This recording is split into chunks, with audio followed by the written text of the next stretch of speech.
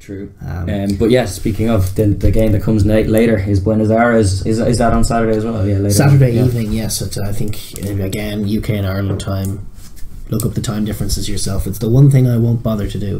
At 11 p.m. our time, right, for the game, Argentina against the All Blacks, and I think this is a scary game for Steve Hanson and for New Zealand. Yeah, this just even watching last year and looking at how seminal Damien McKenzie was in breaking them down in some of those little things. So he's not there. Nope.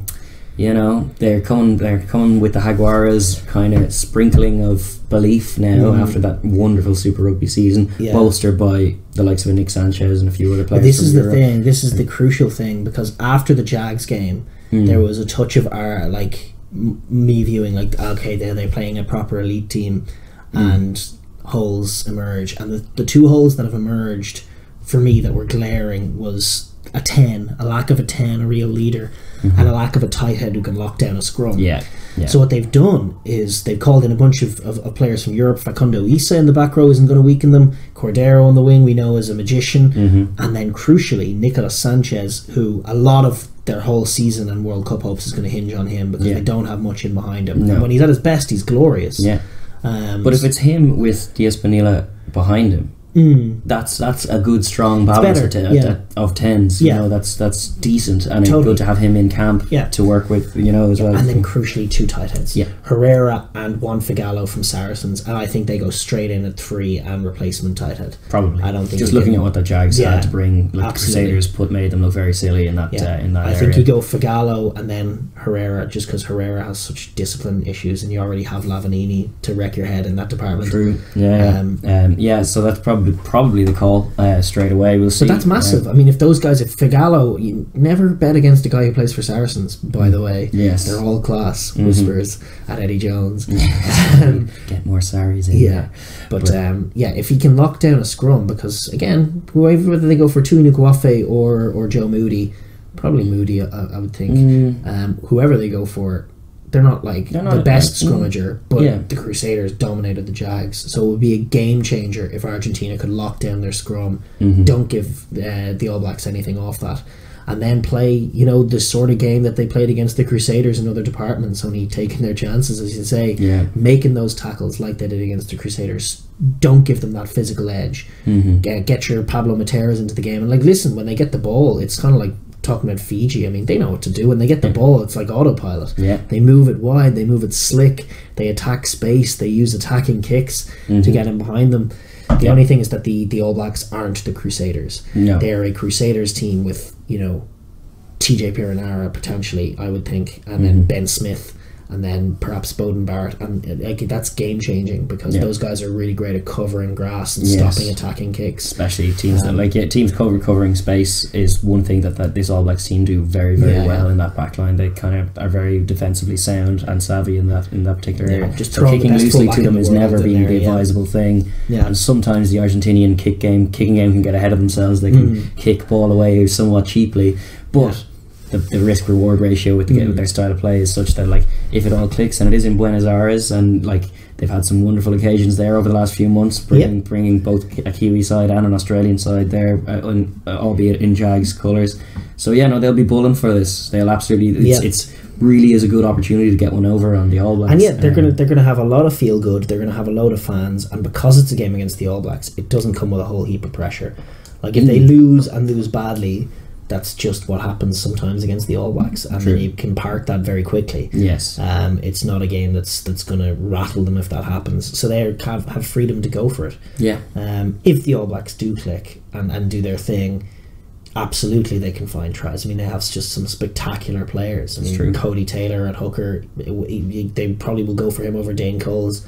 What incredible choices to have. These guys with a little bit of broken field, a little bit of a hint of an opportunity, even if other things are going bad for them, they just score tries. They're not flashy tries, They can be, but it's all very functional. Even the flash is functional. Yeah. It's all running my support line in the right direction, and we're just going to offload here, offload there. There's the space running. Well, those two hookers you named, they're both so excellent in the wide channels. Like they handle themselves elegantly in there. And even I was watching some of the highlights of the game last year. Sure, Cody Taylor had that lovely touch and that firing it off the left hand to get in. His pass is glorious. Wonderful passing. Dylan Coles is another 10. That's a hooker as well. So it was interesting last year. Their halfback combination was TJ and Moanga.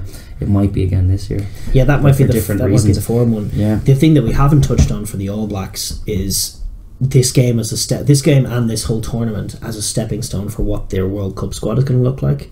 Because the nature of their squad is that they have the luxury of changing things up, but they aren't actually in a position right now where they know what their first 15 is. I don't think. Well, I don't know. I don't know what their first 15 is either. There's a big few questions they have to answer. Yeah. One is whether Scott Barrett gets in there, but he's injured at the moment, so it doesn't come into it. It's Retallick and Whitelock for now. Which, if those guys it's not a weakness. No, it isn't. But then they do have decisions to make. Like at 6, is it Shannon Frizzell? Is it via Fafita? That's, I think, probably Frizzell right now. Probably just. Yeah. But then are you picking Artie at 7? Well, that's my point, is that 7 is an absolute lottery. I mean, I don't know. Like, whoever you ask says something different. Yeah. Artie Sevilla has been one of the form flankers in the comp. I know you like Matt Todd a lot. He had a big. I do. I like having a proper number 7. And Artie, to be fair, this season has picked up a lot more of that work. He's getting stuck into breakdans more than he had been.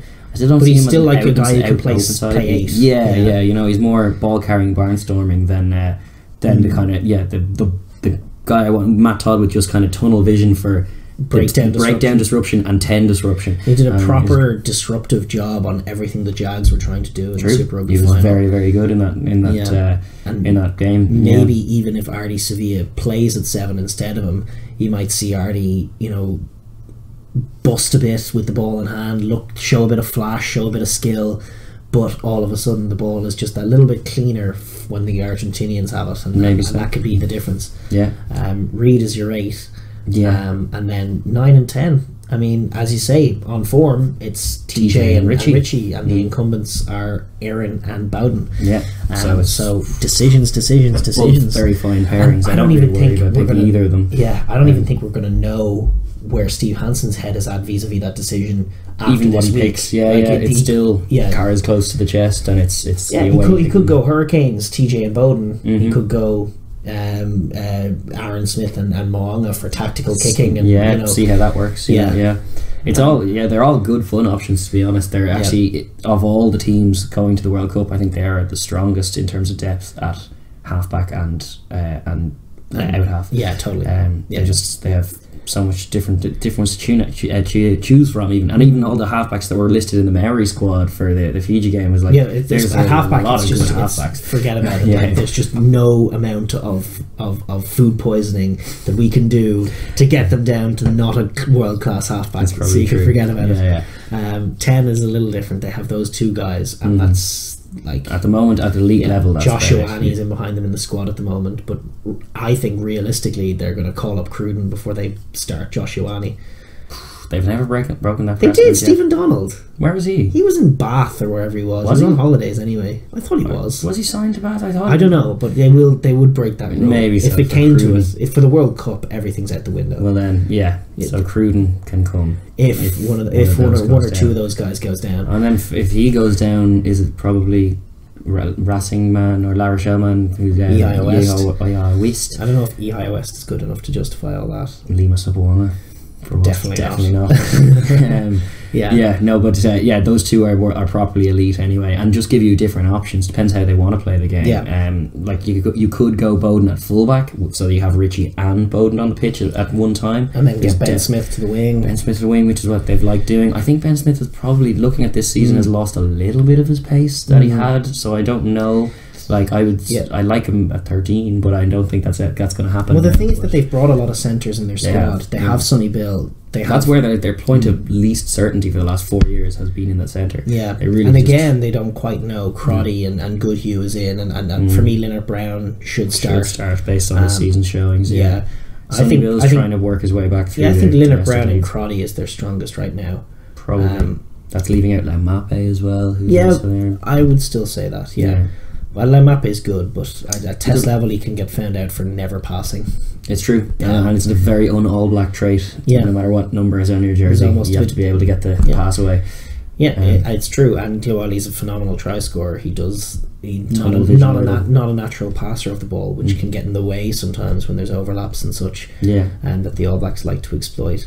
And then the back three is interesting. They haven't a whole lot of depth. They haven't really any depth at right wing. It looks like Seva Reese is going to go straight in. It looks like it's going to be Rico, Seva Reese and Ben Smith, unless I'm missing something. That's what they're going to go for. Yeah, that's still a very, very potent attacking back three. Yeah. Don't know who else do you have as an option there. Jordy Barrett. Jordy Barrett, yes. You could move Ben Smith to the wing and pick Jordy Barrett. Potentially. If you're doing it makes you more of a kicking game. Yeah. Yeah. That's it. Is that the only cover they have out there? That's the only cover they have out there. Wow. Yeah. That's an interesting thing. Well, Braden Enor. He's listed as a centre, but he and can actually play George Bridge as well. George Bridge. Was he listed as centre? No, he's not. He's been in the back. Yeah, George Bridge. There's an argument for on season's form as well, but almost more. Reese has been the try scorer, but Bridge has been unflappable. Yeah, I like a man who can't be flapped. Yes, it's a good quality, especially a winger who always seems to make the right call. He seems actually, to my mind, the more natural replacement of Ben Smith eventually in that back line than anyone else. He just seems George Bridge. He has a similar kind of aura about him, where he's not the most physically strong, he's probably not the fastest, he's probably not even the most elite finisher among them, but he always seems to choose the right option and execute it, which is always nice in a player. If you can rely on them to do that, it's probably the most important trait.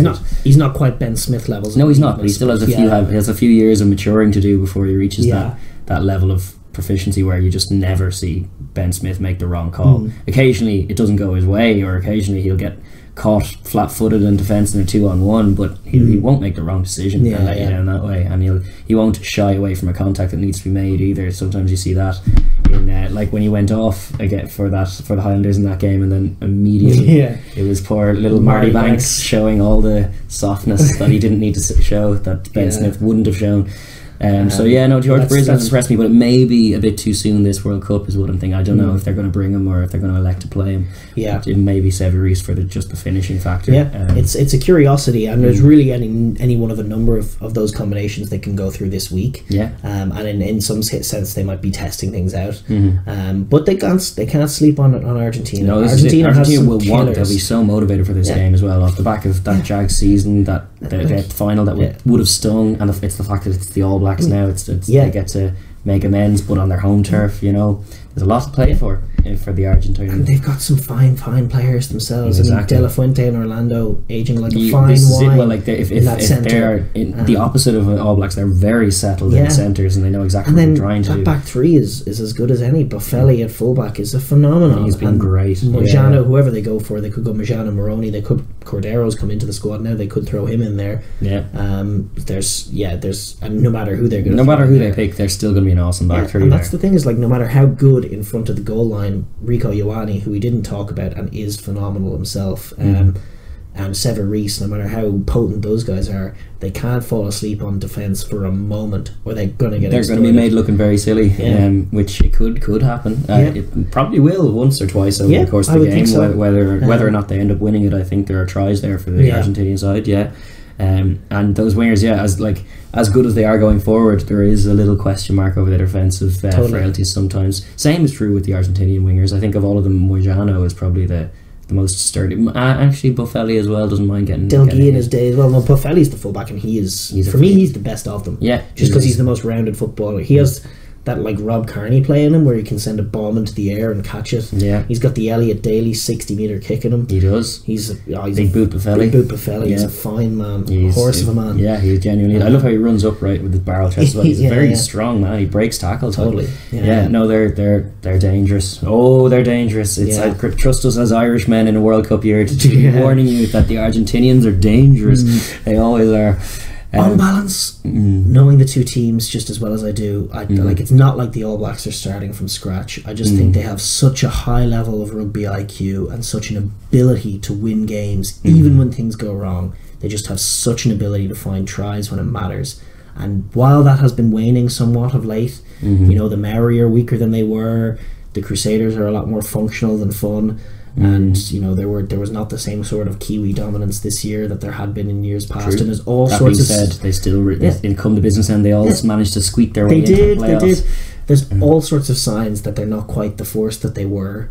But even with that, they've found ways to win games. And I would just, if I was putting my prediction hat on this week, I would just predict that even if things go wrong for the All Blacks, that they find the necessary tries to get it done out in Buenos Aires, because that's what makes them the best in the world. It is. Well, I'm going to go against you then. I'm going to root for the Argentinians, and I'm going to say that they're going to do it by 2 points. It would be it would be phenomenal. There'd be loads of noise and colour in the crowd. There'd be talk about peaking too early then. There will be talk about all that kind of stuff, but it's all great chat if it comes about. So I'm going to root for that to happen, but I suspect your prediction's probably closer, more aligned with what the bookies are saying. Maybe. Yes, well, indeed. So that is the Rugby Championship. I mean, guys, this is so cool. Rugby's happening. Test rugby is back. I'm excited. Yeah, I mean, these great teams haven't played since November. We have been we've been fed a nice diet of domestic rugby, but this with a little bit of Six Nations in there. But wasn't as nutritious for an Irishman. No, it wasn't. It wasn't. Some fibres and some stuff that I needed in my diet. Indeed. But this is the kind of thing you can just hook your veins to. This is Test rugby. This is the Rugby Championship. This is the 4 best sides in the Southern Hemisphere duking it out. And it's a condensed format, so it's even more heightened, and kind of it's gonna happen very quickly. So we're looking forward to absolutely all that's to come. And it starts this weekend. Totally.